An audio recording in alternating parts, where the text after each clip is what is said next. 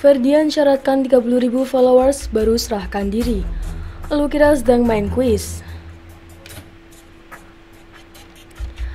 Dilansir dari siwot.com, ditulis oleh Widodo SP. Ferdian Pelaka, pemuda alay dengan luka mampet yang barusan tersandung kasus sembako palsu, belum mau menyerahkan begitu saja. Meskipun kabar bahwa dirinya dicari polisi sudah menyebar, buat si Worders yang belum tahu masalahnya, beneran nggak tahu atau pura-pura nggak tahu, saya infokan sekilas mengenai ulah ganjil pemuda satu ini. Jadi ceritanya, diduga kuat ingin mencari sensasi yang kemudian akan berujung keuntungan finansial terkait konten media sosialnya. Si Ferdian Pelaka ini melakukan aksi bagi sembako di jalanan, tetapi berisi sampah dan batu. Terus dipasang di akun YouTube dengan channel Palenka Prison. Video uploadan Palenka Prisonnya sih sudah dihapus oleh YouTube setelah banyak orang melapor konten ini karena dianggap gak berkemanusiaan. Video perang sembako Ferdian Pelaka dan Bagus itu sudah dilaporkan ke pihak berwajib. Anehnya, Ferdian Pelaka sebagai pelaku utama dalam video perang yang tidak berkemanusiaan itu malah seakan mengejek aparat yang berwajib dengan bilang begini, "Gue minta maaf buat semua orang yang tersinggung atas video saya. Gue bener-bener gak tahu sekarang harus ngapain. Tembus 30.000 followers, gue bakal nyerahin diri ke polisi." Tulis Ferdian dalam Instagram Story Senin 4 Mei 2020. Rasanya gak perlu orang hebat untuk mengartikan kalimat di atas. Gak perlu memanggil ahli bahasa, meminta pendapat Roy Suryo atau Master Limbat, karena saya pun bisa dengan mudah menangkap arti pesan di Instagram Story itu. Bagi saya, ucapan di atas bermakna.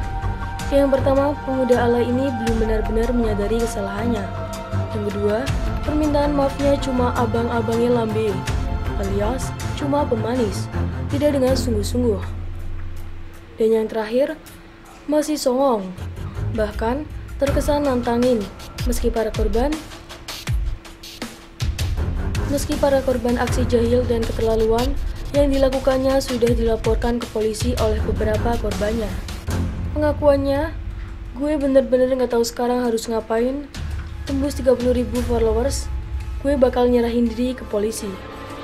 Juga semakin memperlihatkan bahwa pemuda ini layak untuk ditoyor kepalanya, biar sadar. Kalau benar dia nggak tahu sekarang kudu berbuat apa, sini saya kasih tahu. Elu kudu serahkan diri ke polisi, biar masalahmu segera selesai.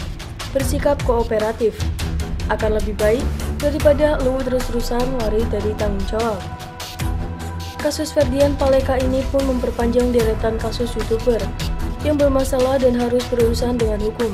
Sebelumnya kita mungkin pernah dengar ada YouTuber bernama Erlans yang menjadi sutradara di balik aksi perang pocong yang dinilai membahayakan orang yang jantungan. Kasus ini berakhir secara kekeluargaan alias damai karena korban mengaku memaafkan pelaku yang cuma memburu uang hasil jualan konten di YouTube tanpa memikirkan risiko perbuatannya. Ada pula perang berisi konten kekerasan dan penyiksaan terhadap anjing yang dilakukan oleh Brockhaus, wanita asal Amerika Serikat yang harus berurusan dengan kepolisian Los Angeles. Masih ada lagi YouTuber asal Medan yang dianggap menghina istri Rasulullah, yaitu Aisyah, yang membuatnya kudu berurusan dengan polisi. Dan masih banyak lagi kalau mau kita cek satu persatu di Google. Rangkaian kasus yang membelit YouTuber, meski tak semua berakhir dengan hukuman penjara, normalnya membuat orang akan lebih berhati-hati. Namun, godaan lambean uang yang bisa dikeruk dengan konten-konten YouTube terkadang membutakan mata hati, menumpulkan nurani, sampai membuat logika ambyar. Sehingga orang tak bisa membedakan apakah yang dilakukan berbahaya bagi diri sendiri atau orang lain, atau masih dalam kategori normal dan dapat diterima oleh masyarakat luas. Kini, menarik ditunggu bagaimana kelanjutan kisah Ferdian Pelaka. Kabarnya, akun IG-nya sudah hilang, tak lama setelah Instastory-nya dibuat. Lah, kalau hilang, bagaimana dia bisa tahu kalau followersnya nambah atau mencapai 30.000 followers? Kita juga lihat seberapa gentle orang ini menyerahkan diri ke polisi untuk mempertanggungjawabkan ulah ngawur, katrok, dan tak berperi kemanusiaan yang dilakukan kepada para waria. Kabarnya, seorang rekannya sudah menyerahkan diri, tetapi sampai pagi tadi, ke-6 Mei si kawan ini belum menyerahkan diri. Mungkin masih menunggu genapnya followers sebanyak 30.000 tadi. Yang jelas pemuda ini mungkin menyangka dirinya sedang main kuis, yang kalau syarat A terpenuhi, maka akan ada kondisi B yang menanti sebagai konsekuensinya. Lagi pula kok nanggung banget, kemis followernya cuma sebanyak 30.000, kenapa nggak sampai 100.000?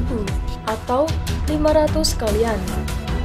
Dugaan saya sih sebelumnya benar-benar menyadari perbuatannya. Pemuda alay ini tidak akan menyerahkan diri kepada polisi, kecuali diciduk di suatu tempat.